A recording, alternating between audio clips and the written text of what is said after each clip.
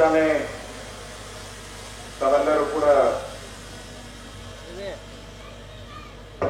ಕರ್ನಾಟಕ ರಾಜ್ಯದಲ್ಲಿ ವಿರೋಧ ಪಕ್ಷದ ನಾಯಕನಾಗಿ 1 ವರ್ಷ ಆಗಿದೆ.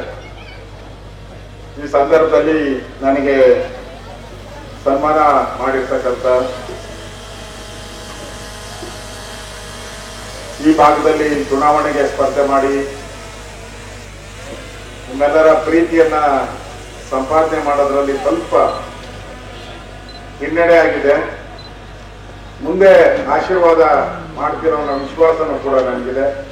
ಸನ್ಮಾನ್ಯ ಸಚ್ಚಿದಾನಂದ ಅವರೇ, ಅದೇ ರೀತಿ ಬಹಳ ಪ್ರಮುಖವಾಗಿ ಈ ನಾಡಿಗೆ ಅದರಲ್ಲೂ ವಿಶೇಷವಾಗಿ ಈ ಭಾಗಕ್ಕೆ ನೀರನ್ನ ಕೊಟ್ಟಂತ ಮೈಸೂರು ಸಂಸ್ಥಾನದ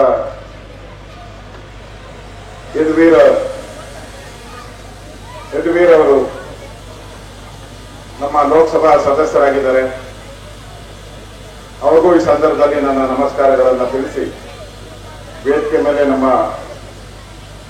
ಆಲಮತಸ್ಥರು, ನಮ್ಮ ಬಿಜೆಪಿಯ ಆಲಮತಸ್ಥರಲ್ಲಿ ಅವರೇ ಈಗ ಪ್ರಮುಖ ನಾಯಕರು. ಬೈರತಿ ಬಸವರಾಜ್ ಅವರೇ ನಮ್ಮ ಆಲಮತಸ್ಥ ವರ್ಗಕ್ಕೆ ನಾಯಕರಾಗಿದ್ದಾರೆ. ಅದೇ ರೀತಿ ನಮ್ಮ ಮುನ್ಸ್ವಾಮಿ ಅವರು ದಲಿತ ಮುಖಂಡರು, ಮಾಜಿ ಲೋಕಸಭಾ ಸದಸ್ಯರಾಗಿದ್ದಾರೆ. ನಮ್ಮ ಜಿಲ್ಲಾಧ್ಯಕ್ಷರಾದಂಥ ಇಂದ್ರೇಶ್ ಅವರೇ, ಶ್ರೀಧರ್ ಅವರೇ, ರಮೇಶ್ ಅವರೇ, ಶಿವಲಿಂಗ ಅವರೇ, ನಮ್ಮ ಮಂಗಳ ನವೀನ್ ಕುಮಾರ್ ಅವರೇ, ದೇವರಾಜ್ ಅವರೇ, ವೇದಿಕೆಯಲ್ಲಿರುವಂತಹ ಎಲ್ಲ ಗೌರವಾನ್ವಿತ ಗಣ್ಯರೇ, ತಾಯಂದಿರೇ, ಕಾರ್ಯಕ್ರಮದಲ್ಲಿ ಭಾಗವಹಿಸಿರ್ತಕ್ಕಂಥ ಎಲ್ಲ ಮಾಧ್ಯಮದ ಸ್ನೇಹಿತರೇ, ಬಂಧುಗಳೇ, ಈಗಾಗಲೇ ಮುನಿಸ್ವಾಮಿ ಮಾತಾಡ್ತಾ ಹೇಳಿದ್ರು, ಏನಪ್ಪಾ ನಿನ್ನೆ ಬೈ ಎಲೆಕ್ಷನ್ ಆಯ್ತು, ಬೈ ಎಲೆಕ್ಷನ್ ಅಲ್ಲಿ ಬಿಜೆಪಿಗೆ ಒಳ್ಳೆ ರಿಸಲ್ಟ್ ಬಂದಿಲ್ಲ, ಆದ್ರೂ ಬಿಜೆಪಿ ಕಾರ್ಯಕ್ರಮಗಳು ಶುರು ಮಾಡಿದ್ದಾರೆ ಅಂತ ಹೇಳಿ. ಬಿಜೆಪಿ ಸ್ಟೈಲೇ ಹಂಗೆ. ಅಟಲ್ ಬಿಹಾರಿ ವಾಜಪೇಯಿ ಅವರು ಸ್ವತಃ ಪಾರ್ಲಿಮೆಂಟ್ ಅಲ್ಲಿ ಚುನಾವಣೆಯಲ್ಲಿ ಸೋತರು.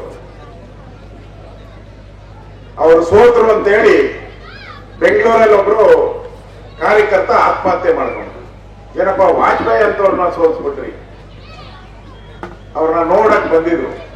ಆಗ ಅವ್ರು ಹೇಳಿದ್ದು, ನಾ ದೈನ್ಯಂ ನಾ ಪಲಾಯನಂ ಅಂತ, ಭಯ ಬೀಳಲ್ಲ, ಓಡೋಗಲ್ಲ. ಇವತ್ತು ಏನ್ ಕಾಂಗ್ರೆಸ್ ಅವರು ಚುನಾವಣೆ 3 ಚುನಾವಣೆ ಗೆದ್ದಿದ್ದಾರೆ, ಅದಕ್ಕೆ ನೆನ್ನೆ ಸಿದ್ದರಾಮಯ್ಯನವರು ಪ್ರೆಸ್ ಮೀಟ್ ಮಾಡಿದ್ರು ವಿಧಾನಸೌಧದಲ್ಲಿ.